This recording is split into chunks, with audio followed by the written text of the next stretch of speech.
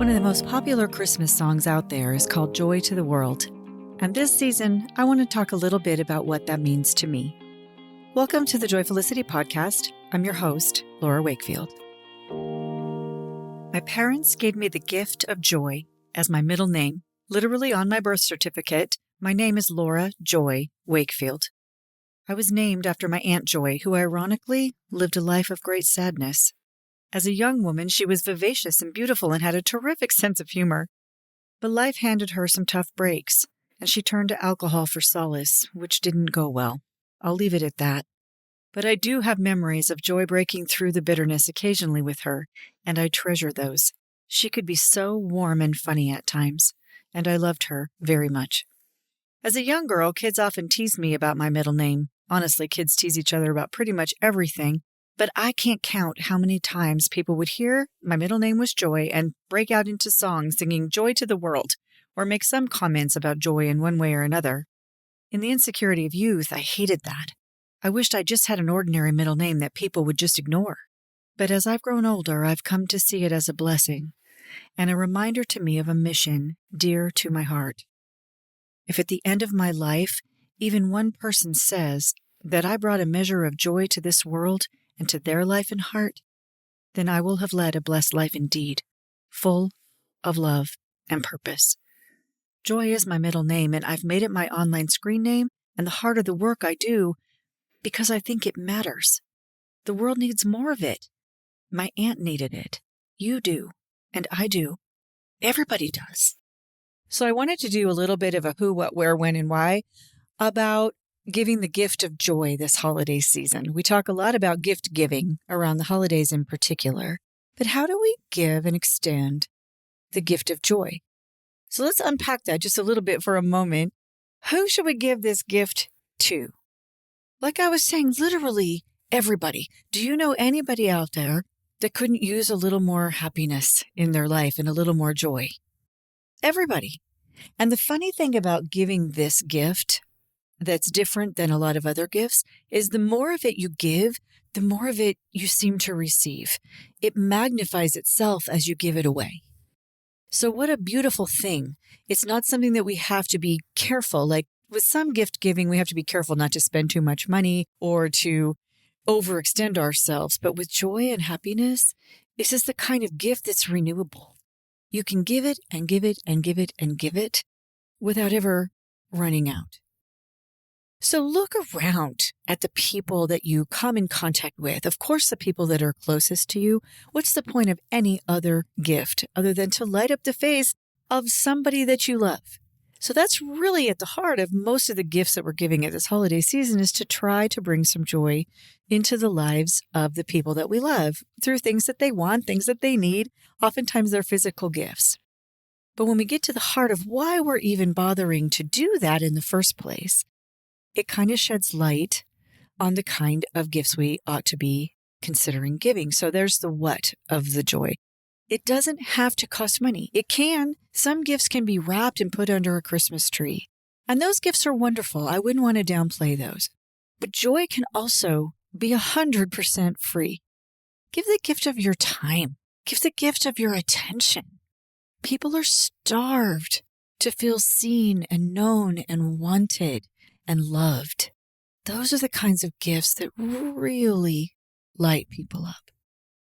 A physical gift can be wonderful, but they generally are somewhat expendable. Like they will either be used up or worn out or forgotten, or the excitement will die down. So give gifts from your heart this year, in addition to those things, perhaps.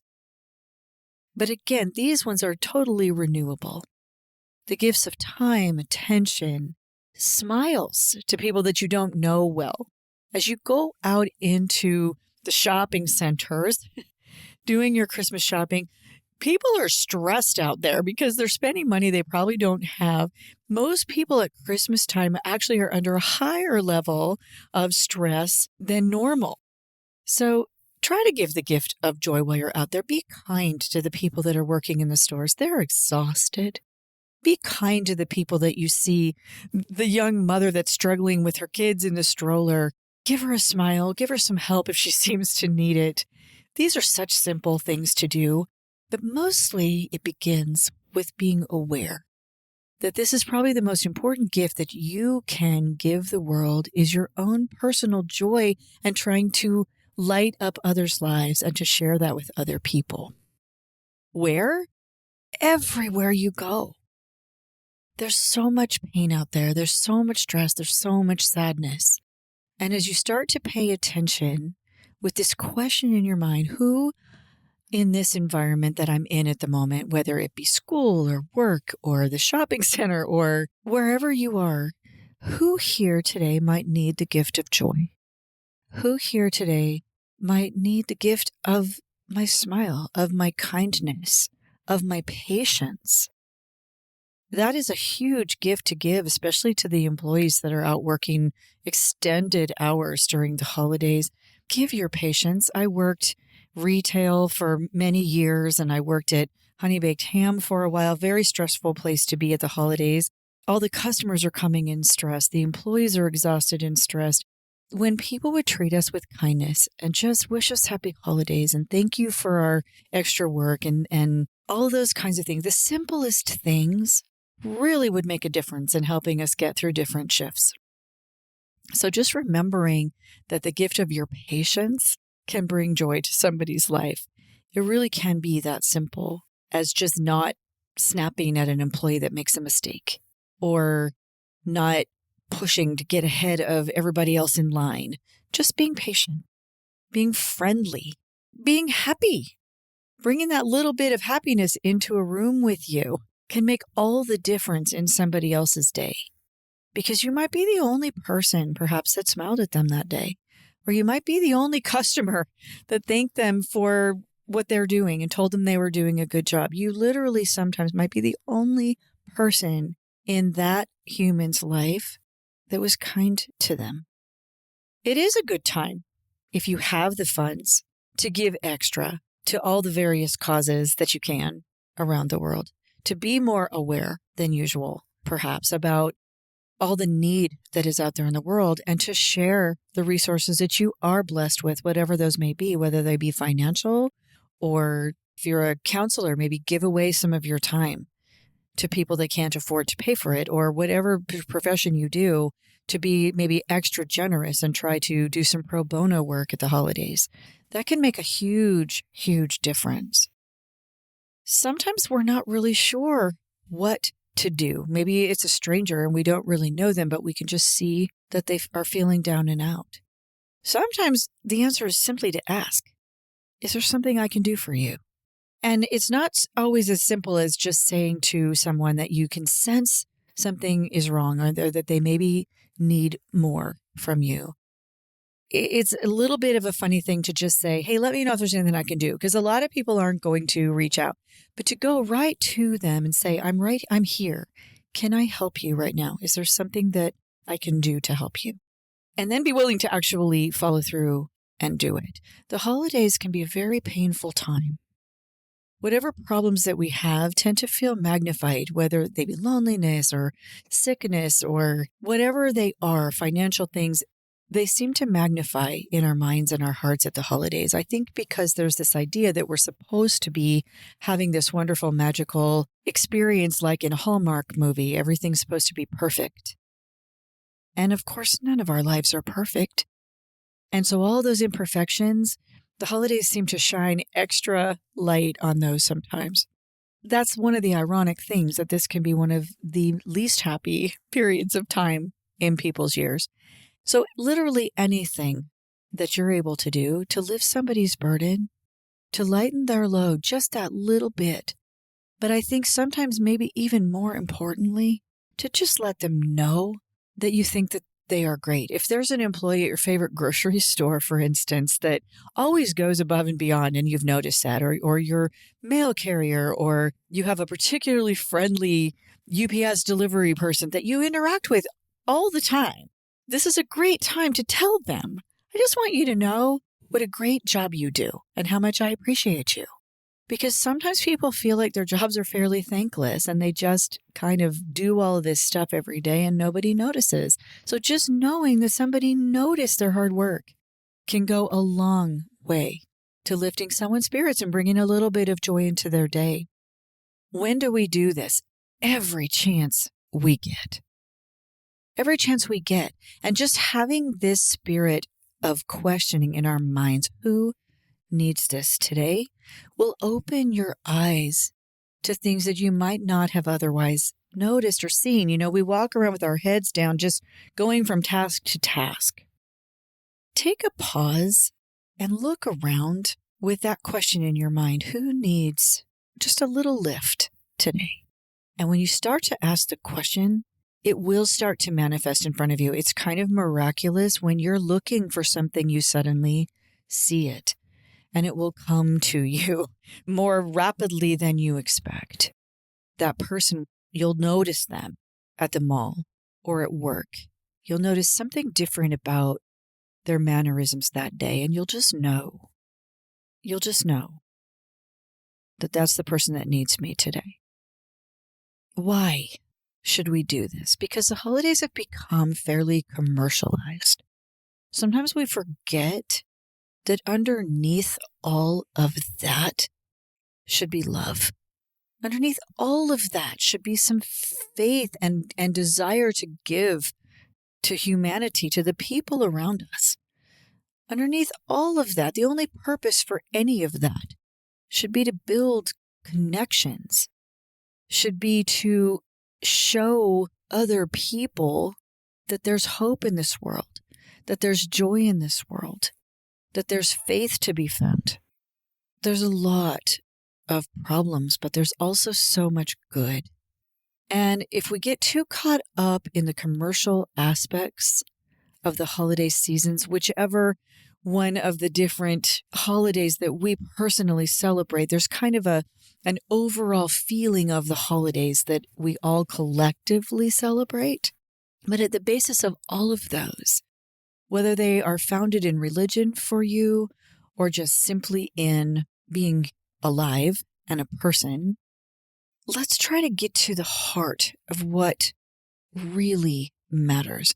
And that can be, again, it can be manifested in a lot of the holiday traditions. And it can be manifested in giving monetary gifts or physical gifts. It can be manifested in the lights and the decorations and the baked goods and all of the different things that we think of and associate with the holidays. But the heart of all of that, underneath it all, is to create experiences that friends and family and coworkers and neighbors can share together. Why? So it can fill us up with all of those feelings of happiness and just closeness to other people, so that we have for the year ahead, we have all of that stored up within us to continue to give. It shouldn't end in December. All those feelings of leaning toward light, I think that sometimes we associate them so much with this time of year. But when you get to the heart of what they're really about, you realize that this shouldn't just be limited to the holidays. So I love the song Joy to the World, not just because it has to do with my middle name, but because that is talking about what was at the heart of that particular, that's a religious song. And it's about basically that faith can bring joy into this world. And I think that that's just such an important thing to remember this time of year especially, is that that's really what it's about. Is not just experiencing joy ourselves, but finding ways to share that with as many other people as we can. And remembering that there's many, many different ways that we can do that. And some of them are so very simple. It's just a matter of having the desire to do so and paying attention to where we see the opportunities, because they're around us all the time. It's just we can become so distracted that we don't notice anymore. And we don't even realize that 2 seconds that we might have taken to help that person, we don't take it because we just didn't even notice that they needed the help. So that would be my challenge as we wrap up 2023 and are heading into a new year, to spend the rest of 2023, this next week, really focusing on who around us in this world could use a little bit more joy, and how we might be able to be a vehicle for even a small portion of that for them. And just see how different the holidays suddenly begin to feel when seen through that lens. I'm going to be taking a week off next week from the podcast to spend some time with my family.